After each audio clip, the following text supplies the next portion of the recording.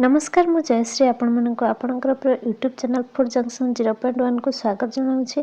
चलते आज एक नुआ रेसिपी सहित भिडियोटी को आरंभ करवा। आज भिडियो आम प्रस्तुत करवा फुलकोबी चिली। चलते बिल्कुल भी डेरी नक रेसिपी को आरंभ करवा। एनिमते मु प्रथम फुलकोबी को भल भाव में काटिनी ए लुण हलदी गुंड लंका गुंड गरम मसला अदा रसुण पेस्ट एवं ए मिसई नहीं मैदा और कॉर्नफ्लोर। जदि आपंक पाखे मैदा भी नथिबो तेबे खाली कॉर्नफ्लोर करें। एबे एथिरे अल्प टिके पानी ऐड कर फुलकोबी सहित एगुड़ी को भल भाव में मिसई नहीं। एबे एथिरे आवश्यक प्याज और कैप्सिकम को मध्य भल भाव में काटी नहीं। एबे कड़ाई रे किछि तेल गरम हो सारा पर फुलकोबी गुड़ी को भल भाव में एठे मैं भाजी नहीं। फुलकोबी गुड़ी को भाजी नेला पर काटी रखिथिबा प्याज और कैप्सिकम को मध्य हल्का फ्राई करनेबे।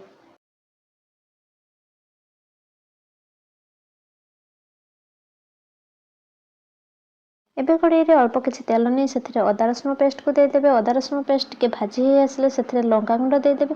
लंका गुंड आपण टेस्ट अनुसार देवे। एबे एथिरे ऐड करनेबे टमाटो सॉस और चिली सॉस। जदि आपनक पाखरे भिनेगार अवेलेबल अछि तेबे एथिरे हाफ चम्मच भिनेगार मध्य ऐड करनेबे। एबे याको भल भाव में मिसई नेला परे एथिरे आपण अल्प पानी देदेवे।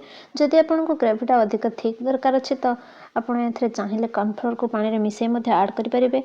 एबे याको भल भाव में 2 ରୁ 3 मिनिट मिसई नेला परे आपण काटी रखिथिबा धनिया पत्र को या ऊपर देदेवे।